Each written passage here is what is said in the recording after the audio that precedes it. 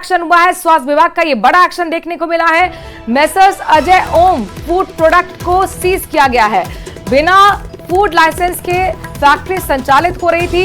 खराब मिठाइयों को नष्ट कराया गया है। संचालक को इंप्रूवमेंट नोटिस थमाया गया है और बावा मिठाई दूध के सैंपल लिए गए हैं। रिपोर्ट आने पर कार्रवाई भी होगी। सीएमएचओ डॉक्टर पुखराज साध, खास सुरक्षा अधिकारी श्रवण कुमार वर्मा, भानु प्रताप सिंह और राकेश कुमार इस दौरान मौजूद रहे। ये देखिए तस्वीरें आपके सामने हैं जहां पर स्वास्थ्य विभाग का बड़ा एक्शन देखने को मिला है। पूरी तरह से खाद्य विभाग भी अलर्ट मोड पर नजर आया है। मेसर्स अजय ओम फूड प्रोडक्ट है जिसे सीज करने का काम आज किया गया है। फूड लाइसेंस नहीं था और फैक्ट्री संचालित हो रही थी, जिसके बाद ये बड़ा एक्शन लिया गया। इसके साथ साथ जहां पर मिठाइयां खराब मिली हैं उनको नष्ट कराने का काम भी किया गया है। संचालक को इंप्रूवमेंट नोटिस थमाया गया है।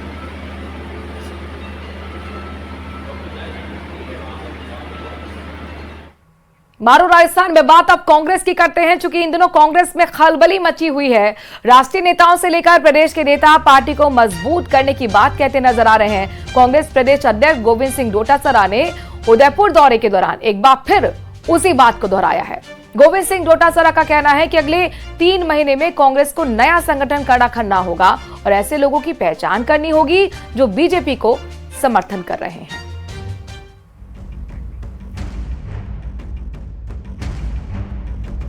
डबल इंजन की सरकार को जो उनको मर्जी है जो कह लो, उनको काम करना चाहिए। 3 महीने में मजबूत होगा कांग्रेस का संगठन। रिजल्ट नहीं दे पा रही है जो हमको देना चाहिए, तो इसके लिए हमने पहले तो हम जो हमारा संगठन है उस संगठन को गतिशील बनाएंगे। पार्टी को कमजोर करने वाले किए जाएंगे बाहर। पुरानी कमियों से ली जाएगी सीख। नई सोच के साथ होगा काम। कांग्रेस पार्टी इन दिनों अलग ही रंग और राग में नजर आ रही है। पार्टी के अमूमन सभी नेता एक जैसी भाषा बोलते नजर आ रहे हैं। वो है पार्टी को मजबूत करना और पार्टी को कमजोर करने वाले नेताओं को बाहर का रास्ता दिखाना। अब गोविंद सिंह डोटासरा ने एक बार फिर ऐसे ही एक बयान को दोहराया है। उदयपुर दौरे के दौरान कांग्रेस पीसीसी चीफ गोविंद सिंह डोटासरा ने अगले 3 महीने में संगठन को मजबूत करने की बात कही। इतना ही नहीं, उन्होंने साफ शब्दों में कहा कि जो लोग बीजेपी को समर्थन कर रहे हैं उनकी पहचान की जाएगी और पार्टी से बाहर का रास्ता दिखा दिया जाएगा। तो 2 लोगों के ऊपर हमने 50 साल से कम उम्र के जो नौजवान कांग्रेस के कार्यकर्ता हैं उनको हमने एक मौका दिया है, एक काम दिया है कि वो हर महीने में ब्लॉक की बैठक में जाएंगे और ब्लॉक में उपस्थित जितने भी पदाधिकारी होंगे उन पदाधिकारियों को जो स्थायी आमंत्रित के साथ में जो सूची है उसके सबके साथ में बैठक करेंगे, जनता के मुद्दों की बात करेंगे और उनकी उपस्थिति उसी दिन प्रदेश कांग्रेस कमेटी में मेल या व्हाट्सएप से हमको सूचना देंगे। ये पहला मौका नहीं है जब कांग्रेस पार्टी से इस तरह के बयान सामने आए हों। 2 दिन पहले पीसीसी चीफ गोविंद सिंह डोटासरा की अध्यक्षता में आयोजित प्रदेश कांग्रेस कमेटी की बैठक में भी इस तरह के बयान सामने आए थे, जहां गोविंद सिंह डोटासरा ने संगठन को मजबूत करने की बात दोहराई। वहीं टीकाराम जूली ऐसे नेताओं को बाहर करने की बात करते दिखे जो साइलेंट बैठे हैं। इतना ही नहीं, कुछ दिन पहले कांग्रेस के राष्ट्रीय सचिव और राजस्थान सह प्रभारी चिरंजीव राव भी पार्टी में मौजूद स्लीपर सेल्स को हटाने की बात कर चुके हैं। जबकि कुछ दिन पहले गुजरात में खुद राहुल गांधी भी पार्टी को कमजोर करने वाले लोगों को हटाने की बात कर चुके हैं। अब कांग्रेस को भरोसा हो गया है कि अगर वो पार्टी की नए सिरे से सर्जरी करेगी तो बीजेपी को मात देने में कामयाब हो जाएगी। तो ये हम पे एफआईआर करने के लिए पैदा हुए हैं क्या? सरकार तभी इसीलिए बनी है क्या? इनके खिलाफ, अपने मंत्री के खिलाफ। और मंत्री डीजी के घर जाके गेट पे खड़ा होकर टक टक टक, ये तो गोविंद डोटासरा ही नहीं करता। पहले ही कहता गेट खुला रखना, मैं आ रहा हूँ। तो मतलब जो स्थिति बनी हुई है, ये तो ड्रामा पार्टी है भाई। ड्रामा कर रहे हैं, एक दूसरे को आंखों में धूल झोंक रहे हैं। जनता इनको सब देख रही है, समय आने पे इनको सबक सिखाएगी। कांग्रेस को मजबूत करने और बीजेपी पर हमला करने वाले कांग्रेस प्रदेश अध्यक्ष गोविंद सिंह डोटासरा को बीजेपी ने करारा जवाब दिया। जिस तरह से इस 1-1.25 साल में जितना काम हुआ है और वो काम 200 की 200 विधानसभा में बिना भेदभाव के हमारे यशस्वी मुख्यमंत्री जी ने दिया है और एक विजन के साथ, एक विजन लेके काम करने वाली पार्टी है। डबल इंजन की सरकार है जिसका एक विजन है और विजन इस राष्ट्र नीति का निर्माण एक राष्ट्र नीति के राष्ट्र हित के लिए करती है, ऐसी पार्टी है। अब उनके पास कोई मुद्दे नहीं है, निश्चित रूप से वो इस तरह की भाषा का प्रयोग करते हैं। मैं कहता हूं कि राज्य के विकास के लिए और इस राज्य को आगे बढ़ाने के लिए, विकसित राजस्थान के लिए कोई सलाह हो और कोई उनका कोई सुझाव है, निश्चित रूप से उसको भी हम साथ में लेकर काम करते हैं। लेकिन इस तरह की बातें ये भारतीय जनता पार्टी नहीं करती। गोविंद सिंह डोटासरा ने उदयपुर में आयोजित अपनी प्रेस कॉन्फ्रेंस में कई सवालों के जवाब दिए, लेकिन जिस तरीके से कांग्रेस के दिग्गज संगठन मजबूती की बात कर रही हैं, उससे अब हर किसी की निगाह कांग्रेस पर टिकी है और हो सकता है कि आने वाले दिनों में कांग्रेस में बड़ा उलटफेर देखने को मिले। Bureau report, news 18 Rajasthan. और अब बात अशोक गहलोत की करते हैं। दरअसल पूर्व सीएम अशोक गहलोत ने एमएसपी को लेकर सरकार पर निशाना साधा है। बकायदा अशोक गहलोत ने एक्स पर पोस्ट कर लिखा है और वो पोस्ट आपको हम दिखाएंगे, जिसमें लिखा गया है कि बीजेपी सरकार के कार्यकाल में किसानों को परेशान करने में कोई कसर नहीं रखी जा रही है। सरसों की उपज बाजार में आ चुकी है, परंतु अभी तक एमएसपी पर सरकारी खरीद की प्रक्रिया शुरू तक नहीं हुई है, जबकि गेहूं की अभी कटाई भी नहीं हुई, परंतु गेहूं की एमएसपी पर खरीद का रजिस्ट्रेशन यानी कि पंजीयन शुरू कर दिया गया है। आगे वो लिखते हैं कि हालांकि बीजेपी ने गेहूं की एमएसपी 2700 रुपए करने की बात घोषणा पत्र में की थी, जो अभी तक पूरी नहीं हुई है। पहले मूंगफली की सरकारी खरीद में भ्रष्टाचार की शिकायतें आई और साथ ही वो कह रहे हैं कि सरकार किसानों को ना बिजली दे पा रही है और ना ही पानी दे पा रही है और ना ही उपज का सही दाम दे पा रही है। ऐसा लगता है कि राजस्थान के किसानों को बीजेपी सरकार ने केंद्र सरकार की भांति अपने हाल पर ही छोड़ दिया है। राजस्थान के किसान अपने आप को उपेक्षित और ठगा महसूस कर रहे हैं। राज्य सरकार को अविलंब इस ओर ध्यान देना चाहिए।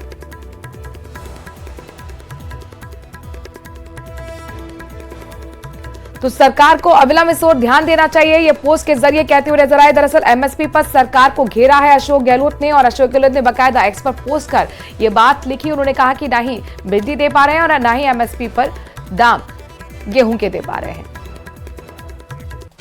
बढ़ रहे हैं आगे। बीजेपी के पूर्व विधायक ज्ञानदेव आहूजा विजयनगर ब्लैकमेल कांड को लेकर बड़ा बयान देते हुए नजर आए हैं। उन्होंने कहा कि ऐसे लोगों का बायकॉट हो जाना चाहिए समाज के अंदर से।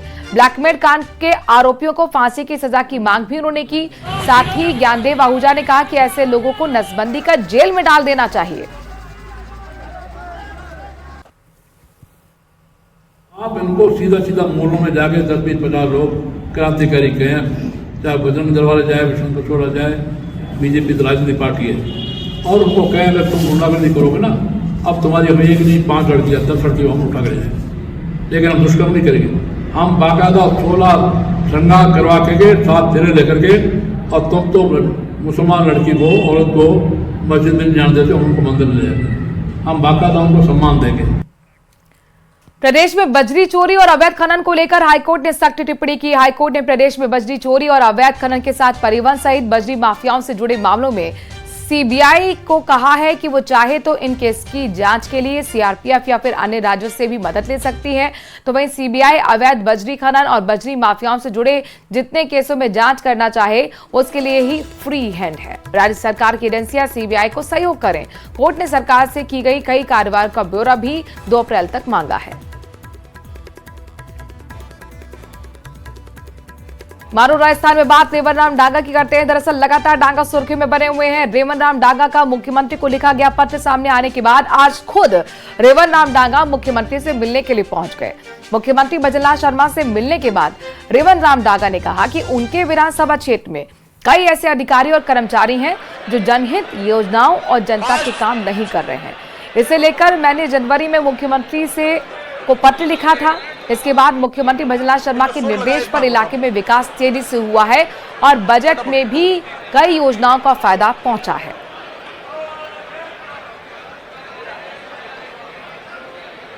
परिसर के अंदर पिछले कई दिनों से जो कर्मचारी अधिकारी जो बैठे थे लंबे समय से, वो काम नहीं कर रहे थे, जनता की अनदेखी कर रहे थे। पहले लोकसभा चुनाव फिर उपचुनाव के कारण राजस्थान पूरे में तबादले हुए, लेकिन हमारे खींवसर में उपचुनाव होने के कारण तबादले नहीं हुए। तो हमें विधायक बनने के बाद में पत्र के माध्यम से हमारी यशस्वी मुख्यमंत्री बदललाल जी शर्मा साहब को अवगत करवाने के लिए पत्र दिया था। उसके बाद वो जनवरी का पत्र है। उसके बाद कई कर्मचारी हटे थे, कई खाली पद थे, उनको भी भरने का काम हुआ।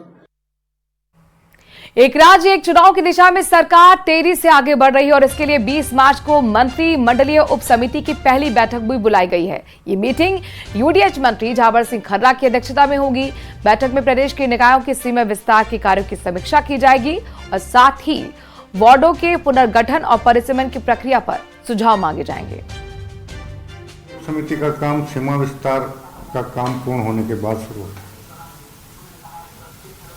हम 20 मार्च 2025 को मंत्रिमंडलीय उप समिति की बैठक विधानसभा परिसर के समिति कक्ष में होगी। उसमें अब तक सीमा विस्तार की जो प्रगति है उसकी समीक्षा करके और उसके बाद वार्डों के पुनर्गठन की प्रक्रिया शुरू करने पर आवश्यक चर्चा करके निर्देश दिए जाएंगे। सब कुछ ठीक रहा तो अगले 3 महीने में कोटा के खेड़ा रसूलपुर का नाम खेड़ा रामपुर हो जाएगा। दरअसल लोकसभा स्पीकर ओम बिरला ने खुद इसका ऐलान कर दिया है। दरअसल कैथून पर होली फूलडोल कार्यक्रम में ओम बिरला मुख्य अतिथि के तौर पर शामिल हुए थे, जहां मंच से उन्होंने खेड़ा रसूलपुर के नाम के बदलने की बात कही।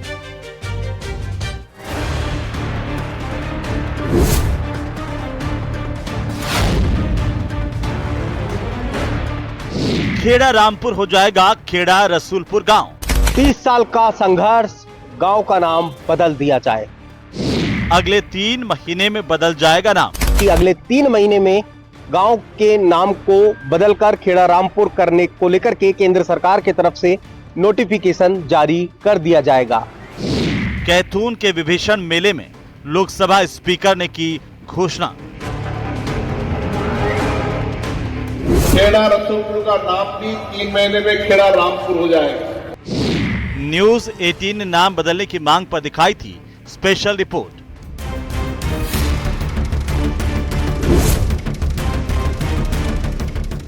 लंबे वक्त से खेड़ा रसूलपुर गांव के लोग इसका नाम खेड़ा रामपुर करने की मांग कर रहे थे, जिसके लिए राज्य सरकार ने नो ऑब्जेक्शन प्रस्ताव केंद्रीय गृह मंत्रालय को भेजा था। राजस्व मंडल ने सर्वे कराने, कुछ प्राचीन प्रमाण जुटाए और ग्रामीणों के बयान दर्ज करने के बाद ही प्रस्ताव को अनापत्ति प्रमाण पत्र के लिए केंद्रीय गृह मंत्रालय को भेजा। अब जल्द ही इस पूरे मामले में केंद्र सरकार की तरफ से नाम बदलने को लेकर नोटिफिकेशन जारी होने वाला है। इसे लेकर ऐलान खुद लोकसभा स्पीकर ओम बिरला ने किया है। खेड़ा रसूलपुर का नाम भी 3 महीने में खेड़ा रामपुर हो जाएगा। अगले 3 महीने में गांव खेड़ा रसूलपुर का नाम खेड़ा रामपुर हो जाएगा। कैथल के मेले में लोकसभा अध्यक्ष ओम बिरला ने मंच से इसकी घोषणा कर दी। गांव में घरों, प्रतिष्ठानों, सार्वजनिक स्थानों पर, यहां तक कि वाहनों पर भी गांव का नाम खेड़ा रामपुर लिखवाते हैं। चिट्ठी पत्री पर भी नाम खेड़ा रामपुर ही लिखवाते आ रहे हैं। आपको बता दें कि गांव के नाम को बदलने की ग्रामीणों की मांग को लेकर न्यूज 18 राजस्थान ने सबसे पहले स्पेशल रिपोर्ट दिखाई थी। बिल्कुल थोड़ा बहुत ही समय बचा है जब केंद्र से नोटिफिकेशन जारी होने वाला है। इसको लेकर मां चंद्रलोही नदी का पानी भी स्वाभिमान के साथ हंसता हुआ दिखाई दे रहा है। ये बहुत ही वर्षों की समस्त ग्रामवासियों की जो तपस्या थी, अब ये संपूर्ण होने जा रही है और इसको शीघ्र जो जिस प्रकार से ओम जी भाई साहब ने अभी भी घोषणा की है कि 3 महीने के अंदर नोटिफिकेशन जारी हो जाएगी, उसी दिन से हमारे लिए एक नई दीपावली होगी। लोकसभा स्पीकर के इस ऐलान के बाद गांव के लोग बेहद उत्साहित हैं और इंतजार कर रहे हैं कि खेड़ा रसूलपुर खेड़ा रामपुर हो जाएगा। अब वो दिन दूर नहीं जब गांव के लोगों का लंबा संघर्ष जीत में तब्दील होगा और गांव के लोगों का संघर्ष खत्म होगा। खेड़ा रसूलपुर का नाम खेड़ा रामपुर होगा। हिमांशु मित्तल, न्यूज 18 कोटा। बाड़मेर से बड़ी खबर आपको बताते हैं, जहां पर बहुचर्चित कोजाराम मेघवाल मामले में बड़ा अपडेट सामने आया है। बहुचर्चित कोजाराम मेघवाल हत्या मामले में जमानत मिल गई है। रायपाल सिंह को हाईकोर्ट से जमानत मिली है। गिराव थाना क्षेत्र असाड़ी गांव का यह मामला है। हत्या के बाद जमकर बवाल हुआ था। हाईकोर्ट जस्टिस कुलदीप माथुर ने जमानत अर्जी को मंजूर कर दिया है। आरोपी की तरफ से धीरेन्द्र सिंह दासपा ने पैरवी की थी। वकील की दलीलों के आधार पर आखिरकार कोर्ट ने जमानत दी है। तो बाड़मेर से बड़ी खबर आपको बता रहे हैं, बहुचर्चित कोजाराम मेघवाल हत्या मामले में रायपाल सिंह को एक बड़ी हाईकोर्ट से राहत मिली। उनकी जमानत अर्जी को मंजूर कर लिया गया है। और अब बात पाकिस्तानी महिला की करते हैं। दरअसल सोमवार को श्रीगंगानगर में पाकिस्तान बॉर्डर से गिरफ्तार हुई पाकिस्तानी महिला की अब जेआईसी होगी। अब तक उससे पुलिस और बीएसएफ के जवानों ने पूछताछ की, जिसमें उसने पाकिस्तान जाने पर अपनी बात जान को खतरा बता दिया है।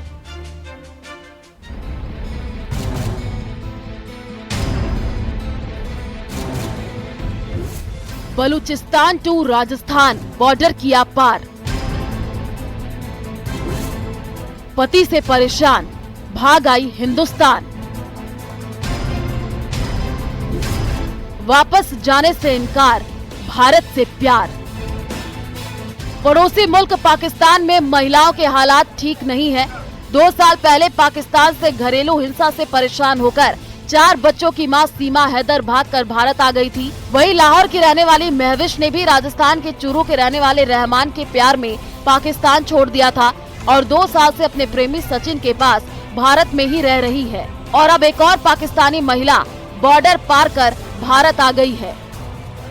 राजस्थान के सरहदी जिले श्री गंगानगर में बीएसएफ की 23वीं वाहिनी के सजग और सतर्क जवानों के द्वारा सीमा पार पाकिस्तान से अवैध रूप से अंतर्राष्ट्रीय बॉर्डर क्रॉस कर भारतीय सीमा में घुसने वाली पाकिस्तानी महिला हमारा उर्फ अमारा को हिरासत में लिया गया है। सीमा पार पाकिस्तान से आई पाकिस्तानी महिला की पहचान लगभग 30 से 35 वर्ष की हमारा उर्फ अमारा के रूप में हुई है, जो पाकिस्तान के बलूचिस्तान प्रांत की रहने वाली है। मामला श्री गंगानगर जिले के अनूपगढ़ का है, जहां सोमवार को पाकिस्तान बॉर्डर पर तारबंदी को पार कर पाकिस्तानी महिला हमरा भारत में घुस आई, जिसे बीएसएफ के जवानों ने पकड़ लिया। इसके बाद उसने आपबीती सुनाई। हमारा पाकिस्तान के बलूचिस्तान की रहने वाली है और 35 साल की है। उसने अपने पति और ससुर पर घरेलू हिंसा के आरोप लगाए हैं। साथ ही बताया कि पति की प्रताड़ना से बचने के लिए ही उसने भारत आने का फैसला किया है और अब वो वापस पाकिस्तान नहीं जाना चाहती है, क्योंकि उसके मुताबिक पाकिस्तान में उसकी जान को खतरा है। प्रारंभिक पूछताछ में पाकिस्तानी महिला हमारा उर्फ अमारा ने पाकिस्तान में घरेलू हिंसा की बात बताते हुए अपने पति की प्रताड़ना से बचाव के लिए भारत आने की बात कही है। फिलहाल श्री गंगानगर में पाकिस्तानी महिला हमारा उर्फ अमारा से पूछताछ के लिए जॉइंट इंटरोगेशन कमेटी का गठन किया गया है, जिसमें उससे गहनता से पूछताछ होगी, न केवल सीमा सुरक्षा बल की इंटेलिजेंसी बल्कि अन्य सुरक्षा एजेंसियों के द्वारा। फिलहाल हमरा के मामले को देखते हुए भारतीय सुरक्षा एजेंसी पूरी तरीके से सतर्क हो गई है। वहीं बॉर्डर पर निगरानी और कड़ी कर दी गई है, ताकि इस तरीके के अवैध घुसपैठ की घटनाओं को रोका जा सके। हमरा से पूछताछ जारी है कि उसने भारत में प्रवेश क्यों किया और क्या उसकी बताई कहानी किसी साजिश का हिस्सा तो नहीं है। अब देखना होगा कि जांच के बाद हमरा के मामले में क्या निर्णय लिया जाता है और उसे भारत में रहने की अनुमति दी जाती है या वापस पाकिस्तान भेजा जाता है। श्री गंगानगर से अशोक शर्मा की रिपोर्ट। से जुड़ी हुई बड़ी खबर आपको बताते हैं, जहां पर रोडवेज ने 6 बस कंडक्टर्स को निलंबित कर दिया है। बिना टिकट यात्रा करवाना और अनुशासनहीनता के उन पर आरोप थे। विभागीय कार्रवाई के निर्देश जारी कर दिए गए हैं। बड़ी खबर आपको बता रहे हैं, 6 बस कंडक्टर पर गाज गिरी है। रोडवेज ने उनके खिलाफ एक्शन लिया है, निलंबित किया गया है, सस्पेंड किया गया है। दरअसल माजरा क्या है, मामला क्या है, ये भी समझ लीजिए। बिना टिकट यात्रा करवाना और साथ ही अनुशासनहीनता के आरोप इन 6 बस कंडक्टर्स पर लगे थे। इसके साथ साथ विभागीय कार्रवाई के निर्देश भी रोडवेज की तरफ से जारी कर दिए गए हैं।